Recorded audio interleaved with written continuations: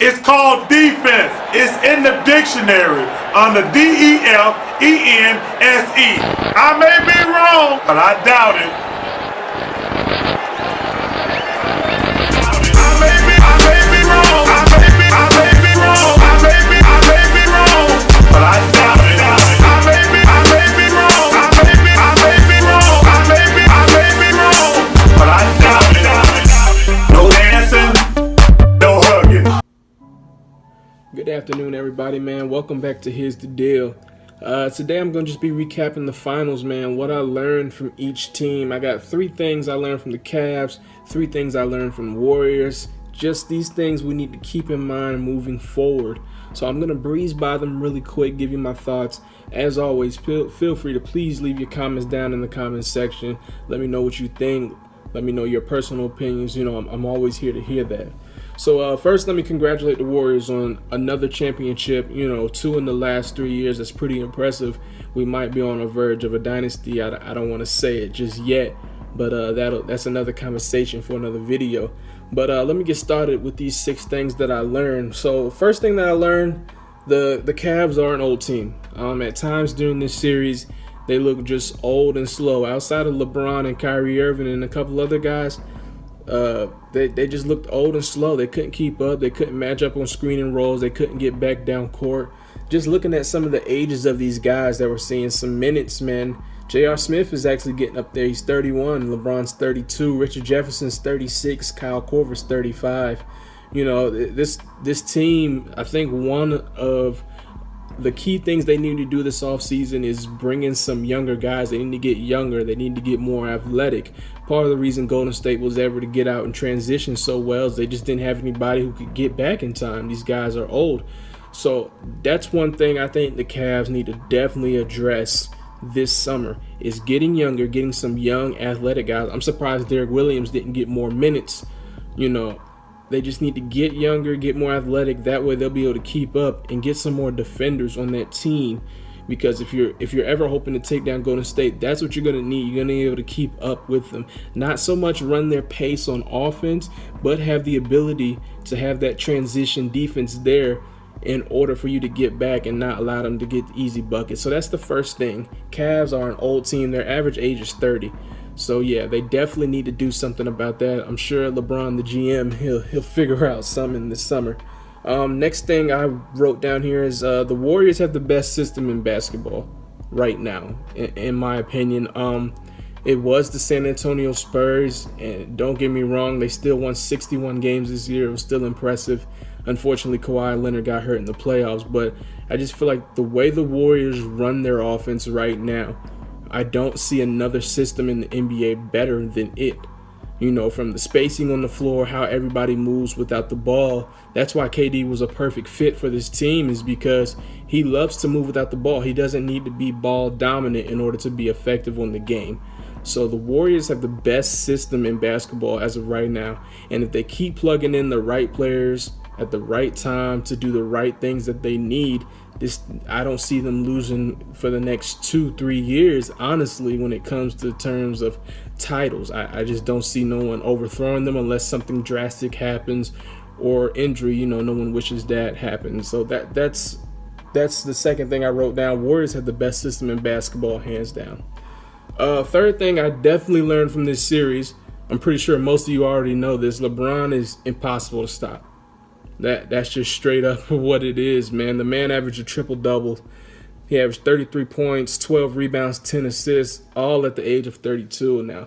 That is something that Cleveland can hang their hat on, but that's something you can't count on his whole career. You know, I think legit LeBron has probably a solid 3 to 5 more years at this type of dominancy before we start to finally see that decline.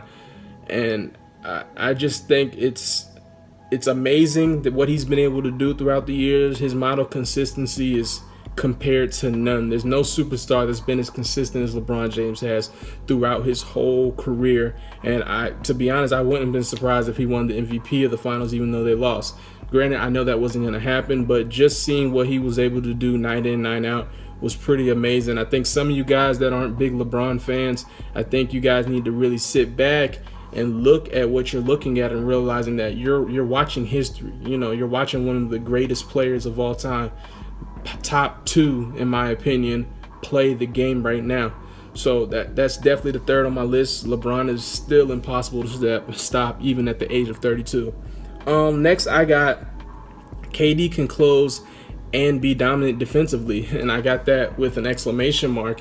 KD's always been known as a scorer, definitely back in OKC and when it was Seattle. He was always known as a scorer, but we never saw this level of dominance on the defensive end that we saw from KD in these finals. And I just think that's part of being somewhere where you want to be, being happy in your situation. And this is no shot to OKC and their management and their players, but I just don't think, maybe around year 6 or 7, he started to get unhappy with where he was at. He started to want to be somewhere else. And now that he's somewhere where he wants to be, I mean, look at the defense. Look at the help he was putting on Kyrie and making things difficult. He's blocking shots. He's getting rebounds, man. Kevin Durant really showed me that when he wants to, he could arguably be the best player in the game. And I think it was a big step for him to go out and dominate the way he did. Also, I wrote down KD can close. There's been times in the past, especially last year when they were down 3-1 to the Warriors and they still ended up losing, that it seemed like KD can't close. Well, he definitely showed us that in the finals.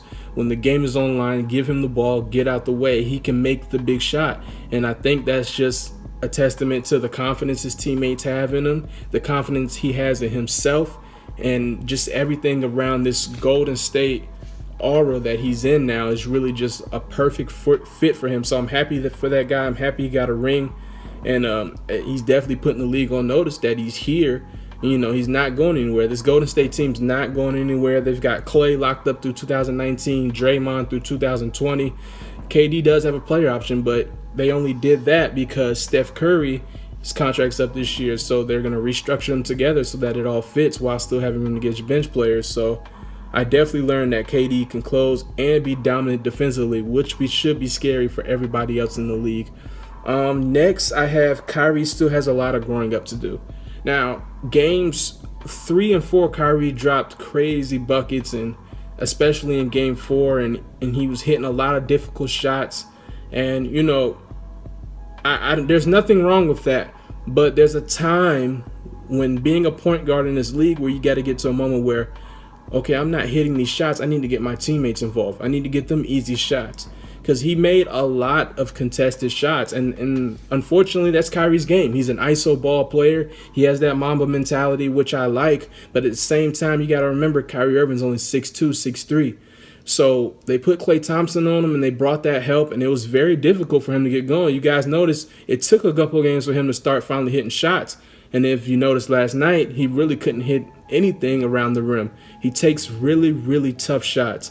And don't get me wrong, Kyrie Irving's a bad shot taker, but a bad shot maker, and he's the best finishing point guard in the league, hands down.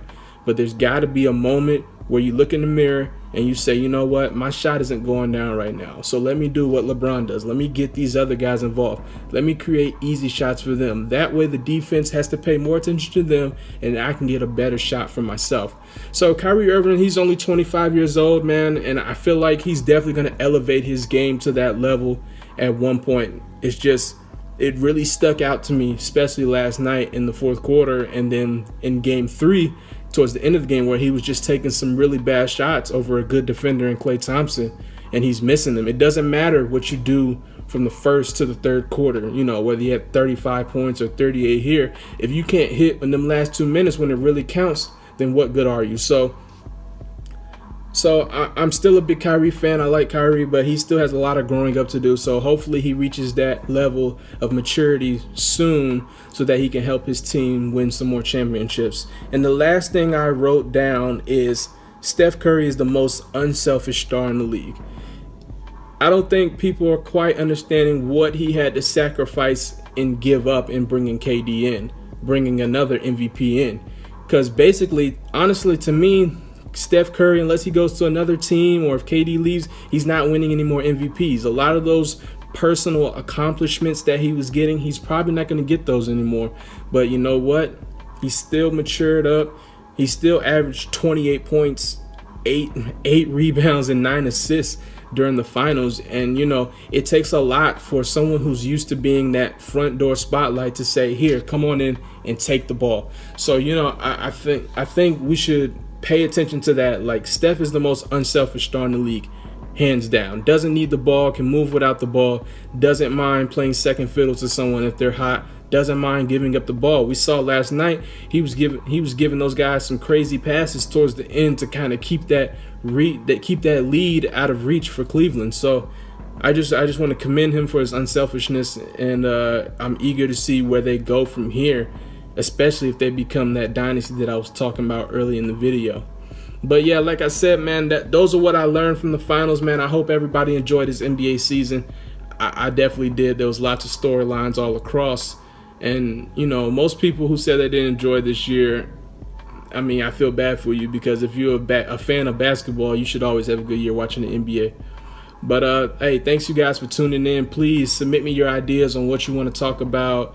It's summertime now, it's off season, so any debates you've always wanted to settle, 96 Bulls versus 2017 Warriors, anything, please hit me in my inbox and let me know. And make sure you go subscribe to my page, all right? You guys have a good one.